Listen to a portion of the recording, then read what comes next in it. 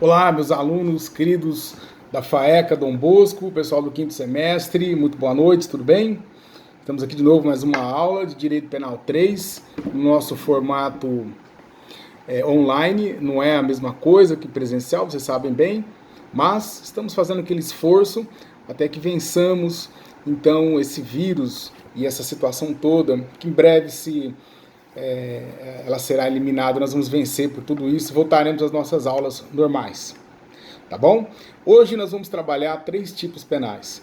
Os artigos 146, 147 e 148, respectivamente, constrangimento ilegal, ameaça e sequestro. Vocês vão ver que são 3 tipos penais subsidiários, porque eles servem como elemento de crimes mais graves, como extorsão, como estupro, como roubo, como sequestro, extorsão mediante sequestro e assim por diante. Bom, nós vamos começar por uma ordem lógica, pelo artigo 147, que é a ameaça, e não pelo 146, que é o constrangimento ilegal, até porque, seguindo o princípio da subsidiariedade, o crime de ameaça ele está dentro do crime de constrangimento ilegal, que pode ser provocado pela ameaça. Tá? Mas nós não vamos perder muito tempo, já vamos entrar então na leitura do artigo 147, e aí no material de vocês é a página 56, que tem o seguinte texto. Artigo 147. Ameaçar alguém por palavras, escrito ou gesto ou qualquer outro meio simbólico de causar-lhe mal injusto e grave. A pena desse crime é de 1 a 6 meses ou somente multa. Como observação ao final do texto, quando diz, no parágrafo único, que esse crime somente se procede mediante representação da vítima, ou seja, é um crime de ação penal pública condicionada. Se a vítima não autorizar, não há a persecução penal. Não há sequer a abertura de investigação policial. Bacana? Então lá na introdução, eu pediria para vocês tomarem a seguinte nota sobre o crime de ameaça. Introdução. Anotem aí. A intenção do agente é apenas deixar a vítima com medo, vez que é subsidiário em relação a outros crimes, como eu acabei de falar. Poderá, no entanto, a ameaça configurar um delito mais grave. E se eu ameaçar alguém para algo mais grave, esquece a ameaça e pensa no crime mais grave. Por exemplo, o crime de roubo. O crime de roubo ele pode ser praticado mediante grave ameaça. Aqui o delito em questão, o agente apenas quer deixar a vítima com medo. Ele ameaça matar a vítima ou provocar algum mal, algum familiar, alguém próximo a ela. Ou seja, ele quer deixar a vítima com medo, atemorizada. Essa é a finalidade do delito de ameaça.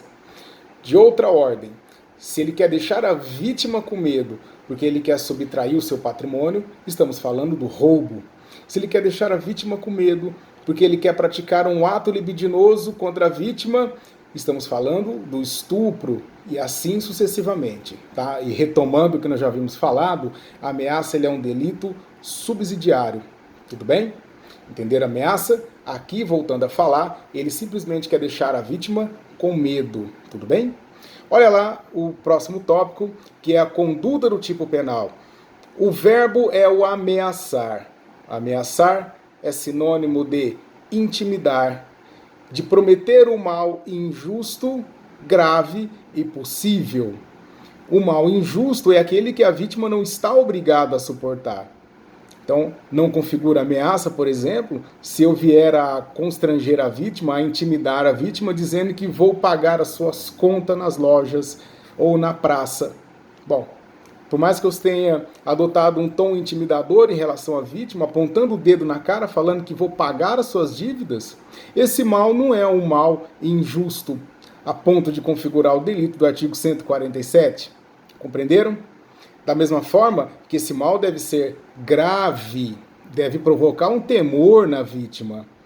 E o terceiro requisito, que é o chamado mal possível, significa que eu não posso praticar o delito de ameaça prometendo à vítima algo que jamais vai acontecer.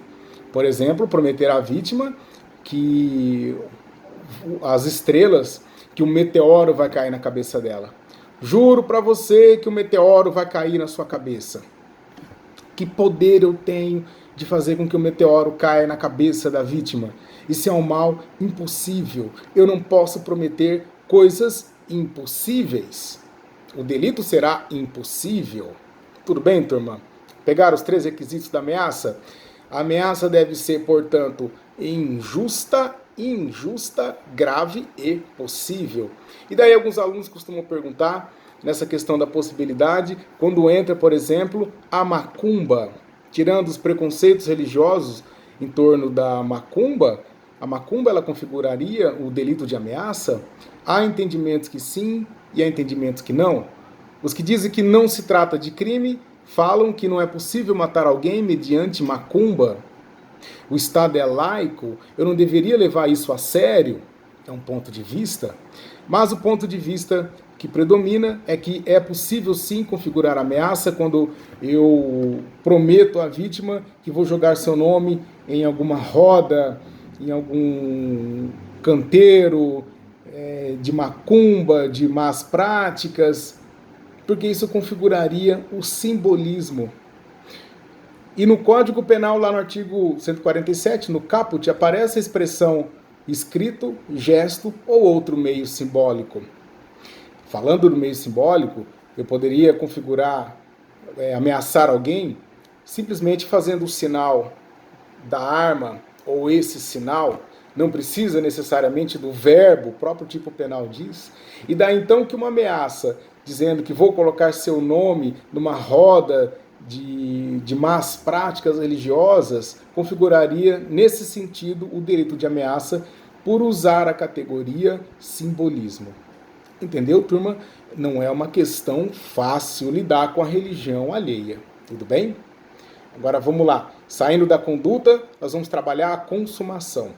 Quando é que o delito de ameaça está consumado, turma? Vocês vão tomar a seguinte nota. Está consumado no momento em que a vítima toma conhecimento da ameaça que lhe foi proferida. No momento em que a vítima sabe que está sendo ameaçada, ainda que ela não se sinta intimidada com a ameaça.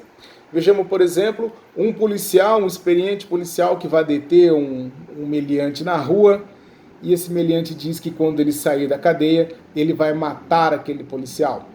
O policial, no momento que recebe a ameaça, ele não se sentiu minimamente intimidado por aquele bandido.